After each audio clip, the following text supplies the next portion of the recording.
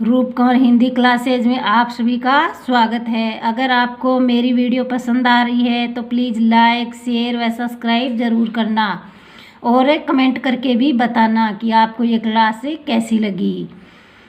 आज देखते हैं वाक्य। तो सबसे पहले अपन वाक्य की परिभाषा देखते हैं। तो परिभाषा देखो, शब्दों का ऐसा सार्थक, व्यवस्थित व क्रमबद्ध समूह है जिसमें योग्यता, आकांक्षा व सनिधि नामक तीनों तत्व मौजूद हो तो उसे क्या कहेंगे? वाक्य। वाक्य का मतलब है वाक्य हो वो सार्थक हो, व्यवस्थित हो, वो क्रमबद्ध हो तो उसका अर्थ है वो समझ में आता है तो इसे हमें वाक्य कहते हैं। क्रिया के आधार पर वाक्य के 3 भेद होते हैं। नंबर 1 कृत वाक्य, नंबर 2 क्रम वाक्य और नंबर 3 है भाव वाक्य। तो पहला देखते हैं हमें कृत वाक्य, जिसमें कर्ता प्रधान हो तो उसे हम क्या कहेंगे? कृत वाक्य।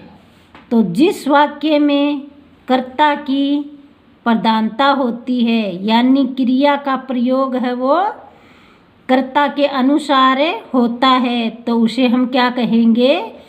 कृत वाक्य या कर्ता प्रधान वाक्य। जैसे राम पाठ पढ़ता है तो राम क्या है इसमें? कर्ता, पाठ कर्म और क्रिया क्या है? पढ़ना, पाठ पढ़ता है तो कर्ता के अनुसार है वो क्रिया प्रयुक्त हो रही है, क्रिया का प्रयोग है वो कर्ता के अनुसार हो रहा है तो ये कृत प्रधान वाक्य है। जैसे राधा पाठ पढ़ती है तो राधा क्या है?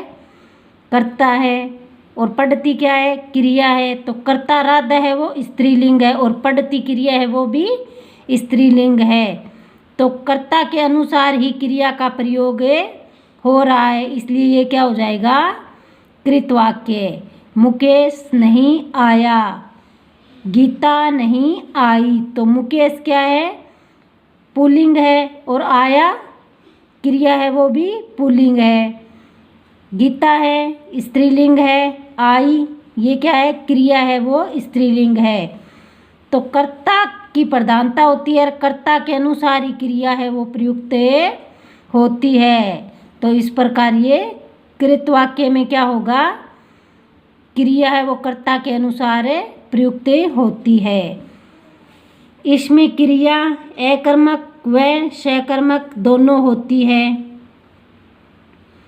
पहचान, यदि किसी वाक्य में कर्ता का लिंग बदल देने से क्रिया का लिंग बदल जाता है तो उसे हम क्या कहेंगे? कृत वाक्य या कर्ता प्रधान वाक्य। ऊपर वाले में यही तो बताया है ना कि कर्ता का लिंग, जैसे राधा है तो इसका लिंग बदल देने से क्रिया का लिंग बदल जाता है। जैसे राधा पाठ पढ़ती है तो अपन कर दे राधा की जगह अपन कर दे पुल्लिंग, ये राम है और फिर राम का पुल्लिंग का प्रयोग किया तो ये क्रिया भी पुल्लिंग के अनुसार प्रयुक्त हुई है। आगे वाला देखो, क्रम प्रधान वाक्य।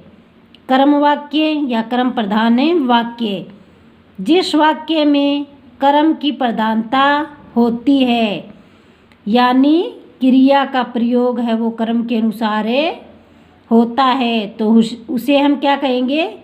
कर्म वाक्य या क्रम प्रधान वाक्य। इसमें क्रम की प्रधानता होती है। जैसे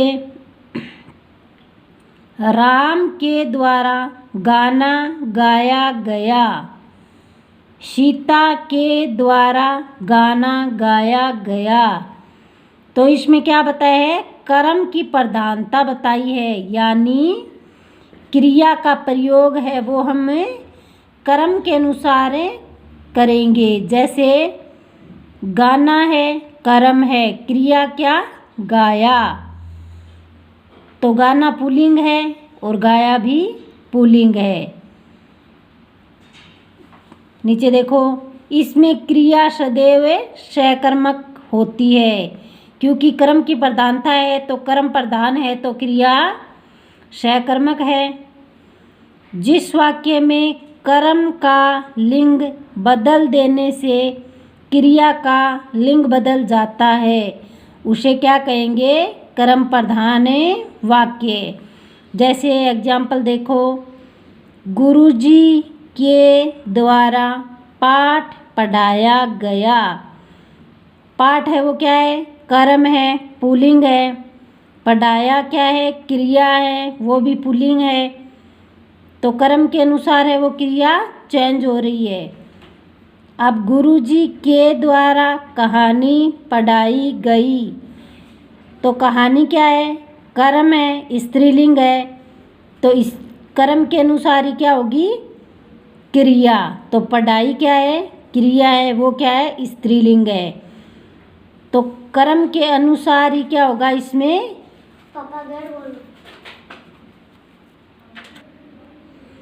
तो इस प्रकार इसमें कर्म चेंज करने से इसमें क्रिया भी वो चेंज हो जाएगी।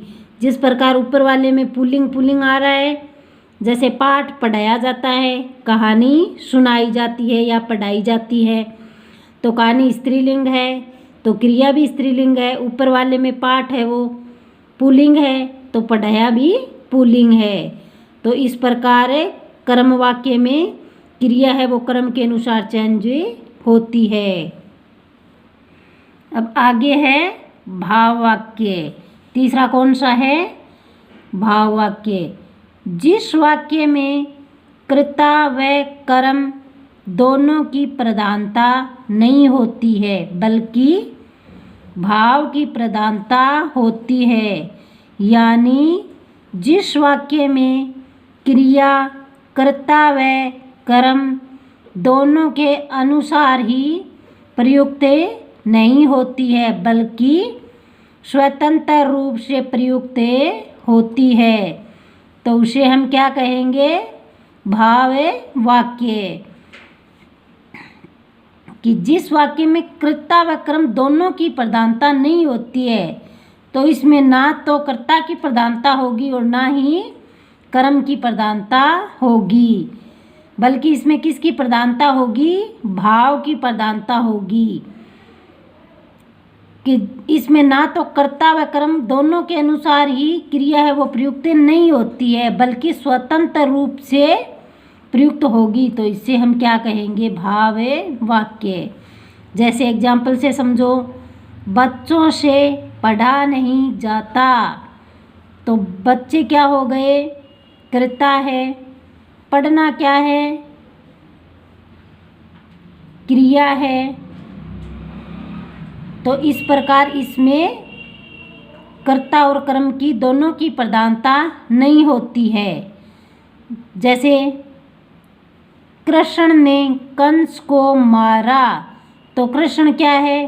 कर्ता है, पुल्लिंग है। कंस को मारा, कंस क्या है? कर्म है, पुल्लिंग है। और मारना क्या है? क्रिया है और पुल्लिंग है। तो इसमें ना तो कर्ता की प्रधानता है और ना ही कर्म की प्रधानता है, बल्कि इसमें ये क्रिया है वो स्वतंत्र रूप से प्रयुक्त हुई है। इसी प्रकार राधा ने सीता को मारा, तो राधा क्या है? कर्ता है, स्त्रीलिंग है। सीता को मारा, कर्म है, स्त्रीलिंग है। मारना क्या है? क्रिया है, पुल्लिंग है। ये स्वतंत्र रूप से प्रयुक्त हुई है, ना तो कर्ता के अनुसार है और ना ही कर्म के अनुसार है। इस प्रकार भाव वाक्य पर्याय निषेधात्मक प्रवृत्ति के होते हैं अधिकतर, मतलब ये निषेधात्मक। जैसे बच्चों से पढ़ा नहीं जाता, बच्चों से स्कूल नहीं जाया जाता, इस प्रकार इसमें अधिकतर वाक्य है वो निषेधात्मक प्रवृत्ति के ही होते हैं। उम्मीद करती हूँ आपको ये वीडियो पसंद आया होगा। इसी के साथ आज की वीडियो में यही संपन्न करती हूँ। अगली वीडियो में फिर मिलेंगे, तब तक के लिए नमस्कार।